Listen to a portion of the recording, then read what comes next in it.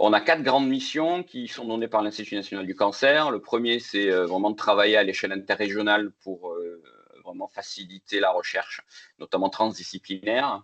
La deuxième mission, c'est le soutien à l'innovation et à l'émergence de nouveaux projets. C'est dans ce cadre-là que l'appel à projet émergence permet notamment de répondre à cette mission-là. La troisième mission, c'est tout ce qui va concerner de faciliter les collaborations entre chercheurs et cliniciens. C'est quelque chose d'important que nous demande l'Institut national du cancer. Et la quatrième mission, c'est tout ce qui va concerner la valorisation scientifique et économique de la recherche. Comment essayer de valoriser au mieux ce qui peut se faire dans les différentes équipes de recherche, dans les différents labos, dans les différents sites, et qui concerne spécifiquement l'activité de recherche sur le cancer. Donc, dans le cadre de cette mission numéro 2, le financement de la recherche, l'AAP Émergence est pour nous un AAP majeur. Il permet de financer des projets innovants et à fort potentiel. On a 3 volets. On a l'émergence de projets qui est libre, qui vous permet, sans thématique particulière, de soumettre le projet qui vous tient à cœur. On a ensuite un volet modèles et outils qui permet, on en parlera après, de soutenir finalement des projets, mais qui sont des fois un petit peu restreints dans l'objectif qui est donné, mais qui par contre permettrait à l'ensemble de la communauté d'obtenir un nouveau modèle ou un nouvel outil qui pourrait être mis à disposition. Et un troisième volet qui concerne l'émergence en sciences humaines et sociales, épidémiologie et santé publique. Voilà, donc c'est 25 000 € par projet maximum, et on a en moyenne 15 projets financés par an. Depuis 2011, c'est un peu plus de 6 millions d'euros qui ont été utilisés pour financer un peu plus de 300 projets. Et globalement, le taux de réussite moyen à cet appel à projet, il tourne autour de 20%. Voilà. En termes d'effet levier, puisque c'est ce qui est vraiment demandé par l'Institut national du cancer, pourquoi l'appel à projet émergence a été créé, c'est ensuite d'obtenir des fonds sur des appels à projets beaucoup plus importants. Donc, on a un effet levier à peu près de 5, c'est-à-dire que à peu près un projet sur 2 trouve ensuite un financement beaucoup plus important. Et on a à peu près, depuis 2011, plus de 30 millions d'euros qui ont été levés en lien direct avec les projets qui ont été financés à l'appel à projet émergence, plus bien évidemment des publications et des brevets. Voilà. L'appel à projet 2026, vous avez le calendrier et les différentes infos qui nous semblaient à nous les plus importantes sous les yeux. Donc, il est ouvert depuis le 28 janvier. Il clôture le 4 mars à midi. Le 11 mars, donc une semaine après, on discute de l'éligibilité des projets. Et ensuite, tous les projets déclarés éligibles sont envoyés dans les différents jurys jusqu'au mois de mai. Et les résultats sont connus fin juin pour un démarrage des projets, donc signature de convention pendant l'été, démarrage des projets au 1er septembre. Les projets, ça c'est une question importante qui revient dans la faisabilité systématiquement. Les projets doivent pouvoir être réalisés en 12 mois, donc en 1 an. Et pour éviter toutes les problématiques liées à des fois des décalages de recrutement, on fait systématiquement des conventions de 18 mois. Ça veut dire que ces conventions ne changent pas et on ne les modifie pas. Il faut que, pour le coup, les personnes qui auront été financées au 1er septembre 2026, elles auront un bilan scientifique et financier à nous envoyer donc au 29 février 2028. Donc avec un mois de décalage, ça fera donc à la fin mars 2028. Et il n'y aura pas, pas de possibilité d'utiliser les fonds au-delà de cette date-là. Voilà. L'éligibilité, il y a eu des questions là-dessus, donc on va aborder un peu plus le point. Il n'y a pas de grosses nouveautés par rapport à l'année dernière, mais on veut bien les rappeler, parce que par rapport aux années précédentes, si vous aviez soumis des projets des années précédentes, il y a eu des choses qui ont été rajoutées l'année dernière. Donc, c'est une candidature par personne maximum, que ce soit projet, modèle ou SHS, les différents volets. Et on autorise au maximum 2 candidatures pour une seule équipe, pour le coup, tous volets confondus. Voilà, donc vous pouvez soumettre dans un axe, dans un projet, pour un projet, dans un modèle, peu importe. Mais c'est maximum 2 candidatures par équipe. Sachez que les années précédentes, lorsqu'on avait plus de 2 candidatures par équipe, on a systématiquement demandé aux responsables de l'équipe de choisir quelles étaient les 2 candidatures à retenir. Voilà. Donc les projets, on se donne le choix de pouvoir les réorienter vers un axe ou un volet qui nous semble à nous, équipe de coordination, le plus approprié, après la clôture des dépôts et bien évidemment avec l'accord du porteur. C'est-à-dire que si on estime qu'il y a un projet que vous avez mis dans un axe qui a de meilleures chances d'être financé parce que ça ressemble plus à un modèle eh bien, voilà, on va vous proposer du coup de le mettre dans le jury pour les modèles. Ça, c'est le cas, par exemple, aussi lorsque des fois des personnes se trompent carrément de volet, soumettent un projet en SHS et le chargé de coordination de SHS trouve qu'il n'y a pas du tout de SHS là-dedans et que la personne, comme le formulaire est à peu près le même, finalement, la personne ne s'est pas rendue compte qu'elle n'avait pas soumis dans le bon volet. Donc voilà, on les bascule et on les remet dans les projets. Voilà. En ce qui concerne les postdocs, donc les postdocs peuvent être porteurs de projets. Par contre, on demande à ce que le contrat de travail de postdoc couvre la période de conventionnement. Donc, il faut que du coup le postdoc qui veut soumettre un projet ait du coup 2 ans de contrat, puisque le conventionnement termine en février 2028 et qu'on est en février 2026. Voilà. Donc, 3 volets, comme je disais, pour finalement tester son idée et obtenir des premiers résultats. C'est vraiment l'objectif de l'appel à projet émergent, c'est vraiment d'obtenir des premiers résultats. Ce qui est vraiment important, peu importe le volet, c'est que le rationnel scientifique soit vraiment impeccable, hein, qu'il n'y ait pas de questions particulières concernant le rationnel scientifique. Parce que si le rationnel scientifique, qui est un des points clés de cet appel à projet, en plus de l'émergence, est vraiment discuté au niveau de l'expertise, bien souvent, finalement, ça va tomber, ça va faire que les projets seront moins bien classés parce qu'il y a une question où le rationnel scientifique n'est pas vraiment compris, ou alors il y a vraiment un questionnement très important concernant ce rationnel-là. Voilà.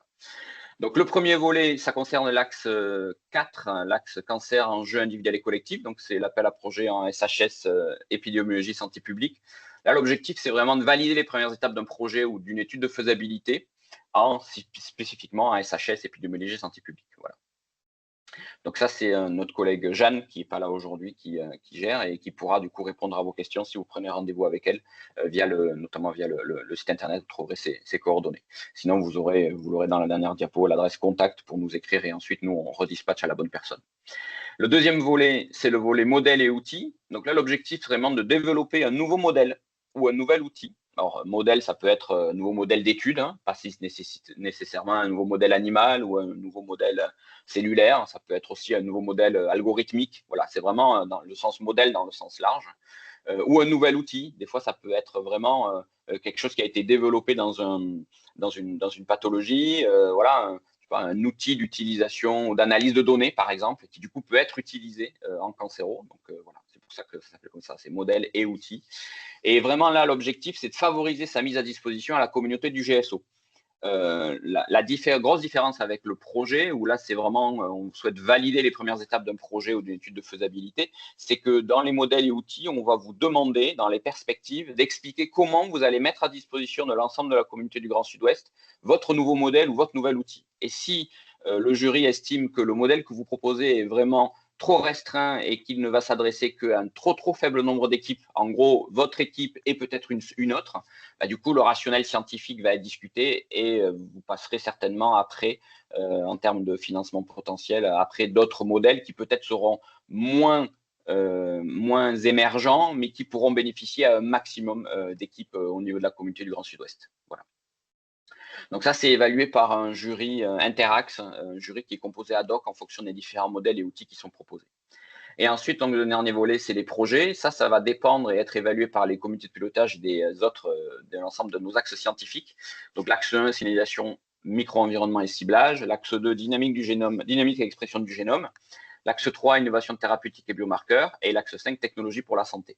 Et là, ce qui est vraiment important à comprendre, c'est que chaque axe scientifique a bien évidemment des dénominateurs communs pour comprendre c'est quoi l'émergence d'un projet, mais il y a des spécificités en fonction de l'axe dans lequel vous allez soumettre. Donc, ce qu'on va vous encourager, c'est sur notre site internet, il y a une FAQ, hein, une foire aux questions. N'hésitez pas à aller dessus et on explique vraiment pour l'axe 1 qu'est-ce qui est un projet émergent, pour l'axe 2 qu'est-ce qui est un projet émergent et surtout qu'est-ce qui n'est pas considéré comme émergent. Je vais vous donner un exemple.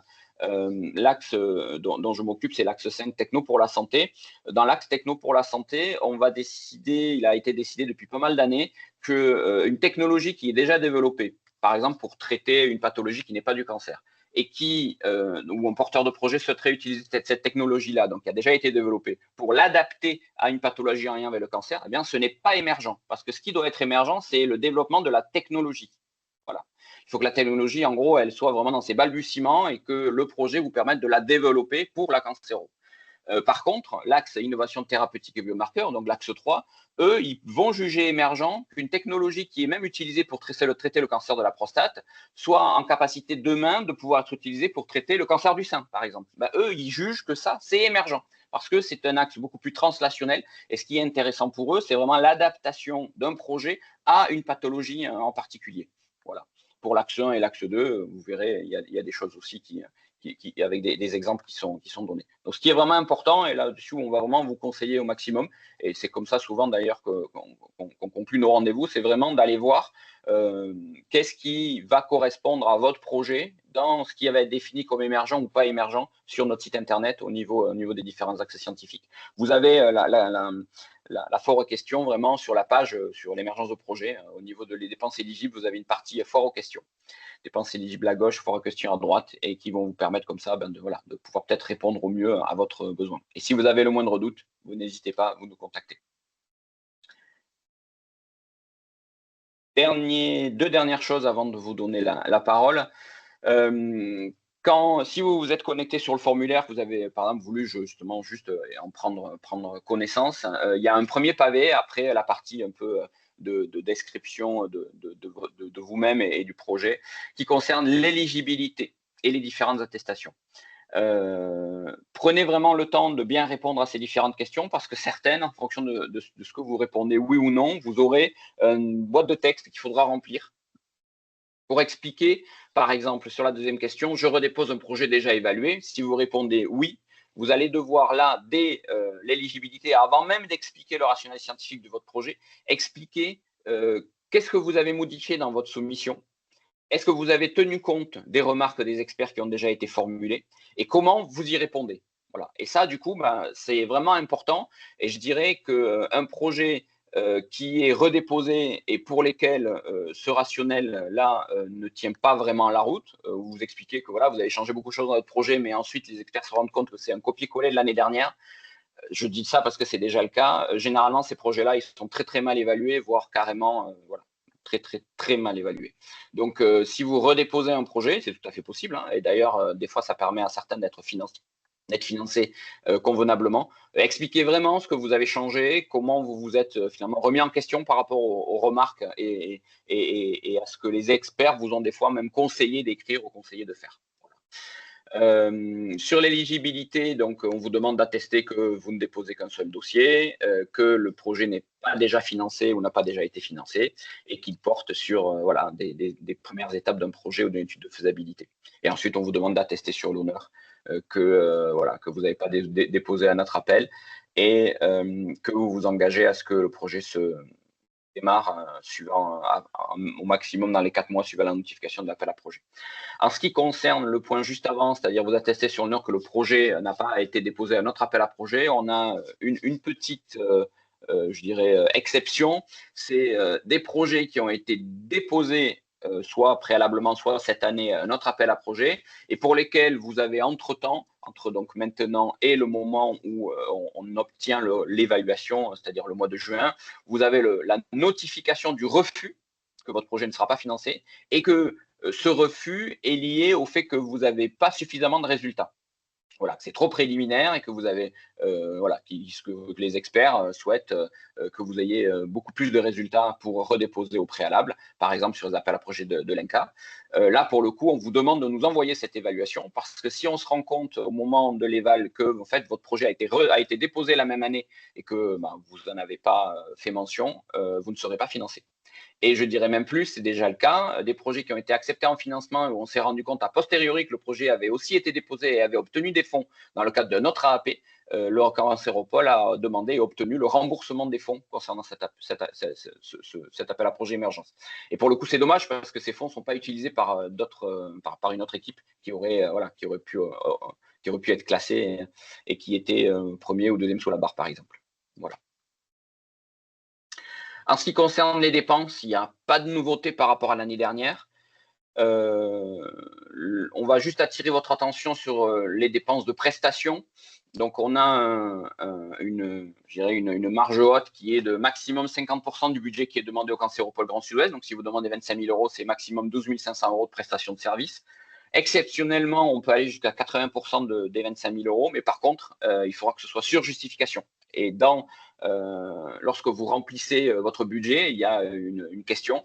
Voilà, est-ce que votre volet prestations dépasse les 50%? Et si vous répondez oui, parce que de toute façon, derrière, on fait les calculs, donc si c'est le cas, il vaut mieux répondre oui. Il faut expliquer pourquoi et pourquoi finalement c'est important que cette prestation soit mise en place. Voilà.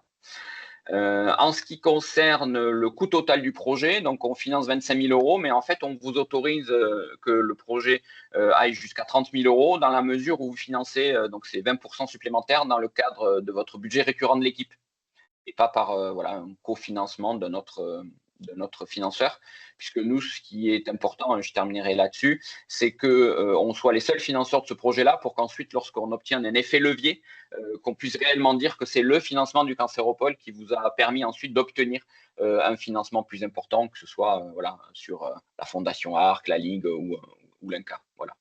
Dans tous les cas, et c'est mis ici en gras, et vous aurez la présentation, tout projet soumis ne doit pas faire l'objet d'un financement par un autre appel à projet.